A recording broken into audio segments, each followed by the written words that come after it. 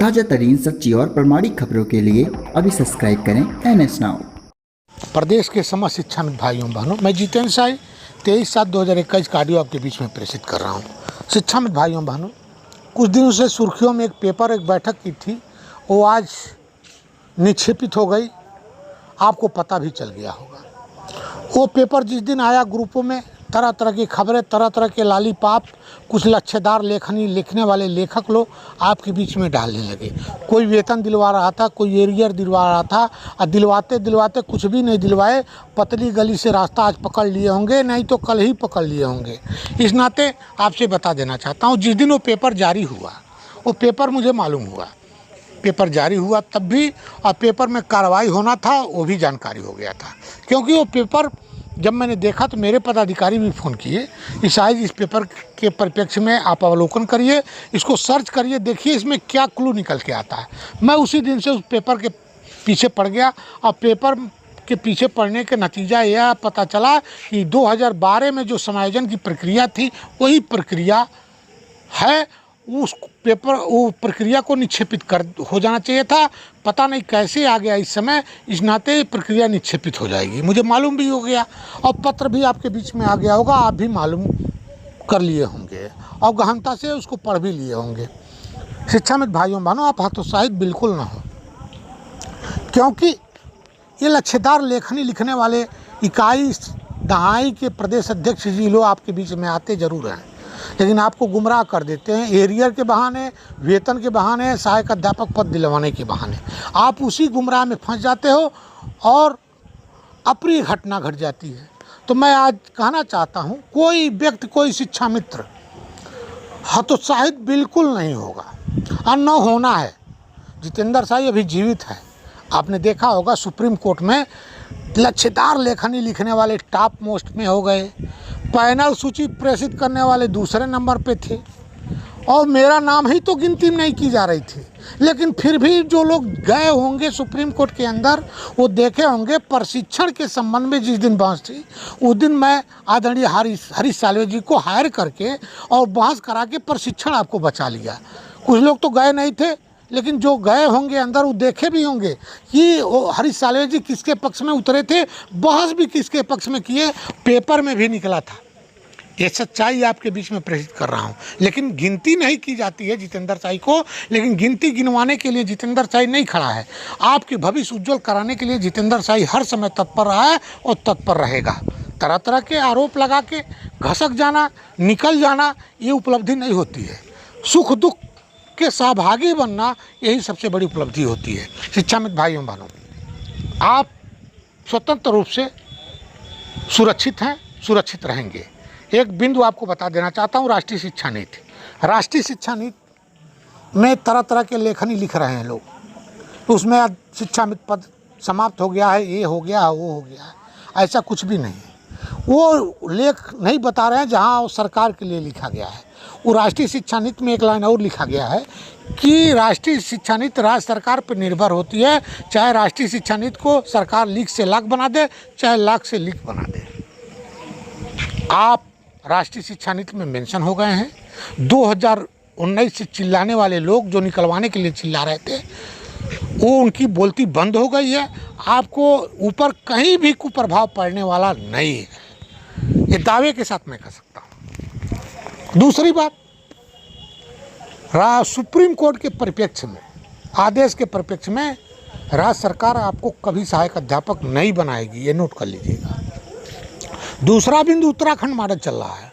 दूसरा बिंदु, उत्तराखंड मॉडल के विषय में बता दूं, जब उत्तराखंड मॉडल का आदेश जीओ जारी हुआ केंद्र सरकार द्वारा, तो उसको लेकर मैं सुप्रीम कोर्ट गया, श्री हरीश साल्वे जी से वार्ता किया। वार्ता करने के बाद मैं इलाहाबाद आया, इलाहाबाद में फाइल तैयार कराया। हरीश साल्वे जी का इलाहाबाद में हायर करके केस लाओ, मैं आपको बहस कर दूंगा, आपकी सफलता मिल जाएगी। वरिष्ठ एडवोकेट श्री PN मिश्रा जी द्वारा बहस भी कराया गया। बहस कराने के बाद केस चल रही थी, तब तक बीच में ही सस्ती लोकप्रियता हासिल करने के कुछ तथाकथित संगठनों के द्वारा रीट दाखिल करके खारिज करा दिया गया। उत्तराखंड मॉडल भी आपको नहीं मिलेगी। उसके बाद आप तरह तरह की घटनाओं को जिक्र करते हैं, तरह तरह की बातों को जिक्र करते हैं। कौन करता है?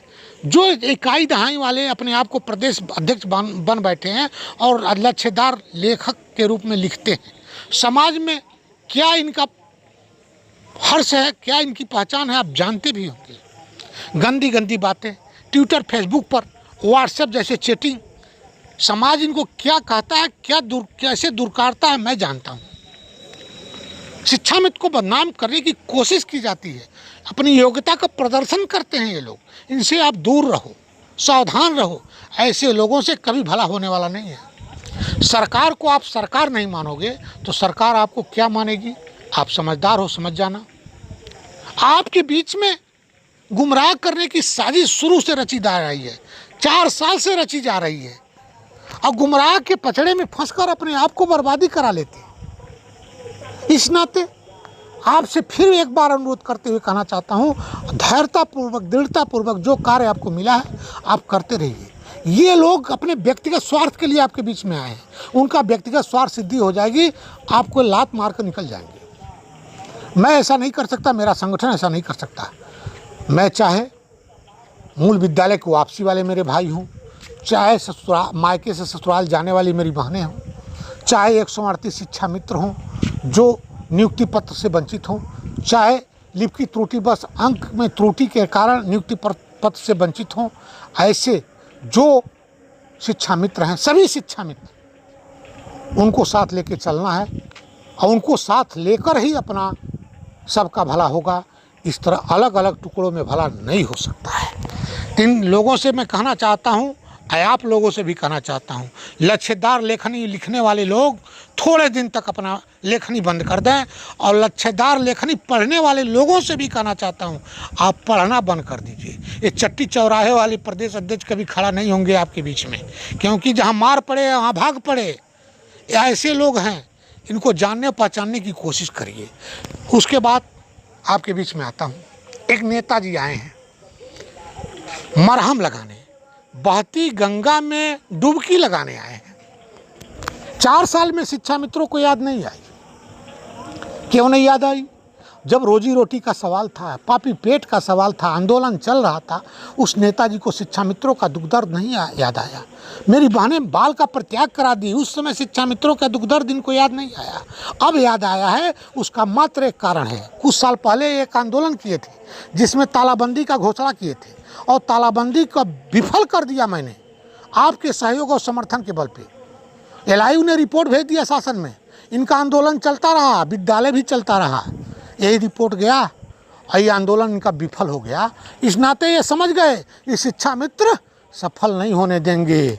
इसी नाते आपके मांग को 11 नंबर पे रखे हैं, और जानते होंगे पीछे से छुरा भोंकने वाले लोग हैं। उत्तर प्रदेश प्राथमिक शिक्षक संघ के विषय में मेरे से ज़्यादा कौन जानता होगा, आप जानते भी होंगे। उस दिन मैं गया था शिक्षक भवन में, इनका पैर पकड़ा था, अब पैर पकड़ के निवेदन किया था कि भैया 1 दिन के लिए, 2 दिन के लिए विद्यालय में तालाबंदी कर दीजिए। लेकिन उस समय के तत्कालीन प्रदेश महामंत्री आदरणीय जबर सिंह यादव जी तैयार हो गए थे कि शिक्षा मित्रों के हित में विद्यालय बंद करना उचित है, लेकिन इन्होंने दूर दूरा के खदेड़ दिया। शिक्षा मित्र की बात को सुनना नहीं चाहे, इग्नोर कर दिए और कहे अंदर से इनके लिए हम विद्यालय बंद करेंगे, अपनी वजूद को दांव पे लगाएंगे। यह अंदर की बात आपको बता रहा हूँ। आज आपके सहारा लेने की आवश्यकता आ गई है। सम्मानित शिक्षक भाइयों से कहना चाहता हूँ, आपने देखा होगा पूर्ववर्ती सरकार में 5 साल केवल सम्मान समारोह हुआ, एक भी लाभ आपको नहीं मिला है। इस सरकार में भी 4 साल बीत गया, एक भी लाभ नहीं मिला है। एक उपलब्धि जरूर मिली है, हेडमास्टर की कुर्सी समाप्त हो गई है, इनके कार्यकाल में ये उपलब्धि है। तो शिक्षा मित्र भाइयों बहनों, आपसे कहना चाहता हूँ, क्रमांक 11 पर मांग इस नाते रखा गया है, अपना लाभ लेके 9, 2, 11 हो जाएंगे, ये आपके साथ कभी नहीं खड़ा होंगे। एक नेताजी आए हैं 30, 33, 40, 45, 20,000 शिक्षा मित्र में शिक्षक बनने से वंचित हो गए। यदि 40-45 पे रहा होता मेरिट तो उसी के बिहाय पे तैयारी करके 20,000 शिक्षा मित्र शिक्षक बन गए होते, लेकिन बीच में 33 ला दिए। आज तक लड़ते रह रहे हैं, अंगूर नहीं मिला तो खट्टा है, और मेरे ऊपर ट्यूट कर रहे हैं। उन भाई से कहना चाहता हूँ, अपना ट्यूट अपने पास रखो, अपना कार्य अपने पास रखो। जितेंद्र शाही को समझाने की जरूरत नहीं है। हमारे आदर्श अधिकारी, हम सबके आदर्श अधिकारी शिक्षा मित्र का भविष्य उज्जवल करेंगे, मुझे पूरा विश्वास है। मैं शिक्षा मित्र भाइयों बहनों से कहना चाहता हूँ, 62 साल 12 महीने पे कार्रवाई के लिए प्रयासरत हूँ। सफलता आपके हाथ लगेगी, ये भी विश्वास के साथ करना चाहता हूँ, क्योंकि सरकार साथ खड़ी हो गई है। एक छोटा मोटा दरवाज़ा खोल दिया है, जिस पर 16 BS से लगभग 16 BS से पत्र व्यवहार किए थे कि शिक्षा मित्रों को एक से ज़्यादा अवकाश नहीं दिया जा सकता 1 महीने में। उस पत्र व्यवहार को और उस आदेश को मैं शासनादेश में बदलवा दिया। उत्तर प्रदेश सरकार ने दरवाज़ा खोला है, अब दरवाज़ा बंद नहीं होने दिया जाएगा। इन लोगों से कहना चाहता हूँ, लच्छेदार लेखनी लिखने वाले लोग और चट्टी चौराहे के प्रदेश अध्यक्ष जी लोगों से कहना चाहता हूँ, दरवाज़ा नहीं बंद है, खुला है, उसमें प्रवेश करने की ज़रूरत है। प्रवेश करो और शासनादेश जारी करा लो। जो भी शासनादेश जारी करा, मुझे श्रेय लेने की होड़ नहीं है, आप ही श्रेय ले लेना, लेकिन शिक्षा मित्रों को गुमराह करने की कोशिश न करो। आपसे निवेदन करना चाहता हूँ, आप सब शिक्षा मित्र भाइयों बहनों से निवेदन करना चाहता हूँ, आपका भविष्य उज्जवल होगा, आपकी समस्या का समाधान होगा। मैं तत्परता के साथ कार्य कर रहा हूँ, क्योंकि अपने कार्य और कर्मों पे विश्वास करता हूँ। घर बैठ के यह नहीं कह सकता कि ये काम करा दिया, घर बैठ के ये ट्वीट नहीं कर सकता कि यह काम करा दिया। जो पत्र व्यवहार ही नहीं करेगा तो कार्रवाई के संबंध में जानकारी कैसे रखेगा। मैं पत्र व्यवहार करता हूँ, पत्र के पीछे दौड़ता हूँ, पत्र के पीछे दौड़कर शासनादेश जारी करवाता हूँ। ये आदर्श समाजी शिक्षक शिक्षा मित्र वेलफेयर एसोसिएशन का कर्म है और कर्तव्य भी है। इसी नाते आपके बीच में आया हूँ। शिक्षा मित्र भाइयों एवं बहनों से कहना चाहता हूँ, आप कभी हतोत्साहित न होना, आपका भविष्य उज्जवल होगा, उज्जवल होगा, उज्जवल होगा। जय शिक्षक, जय शिक्षा में समाज।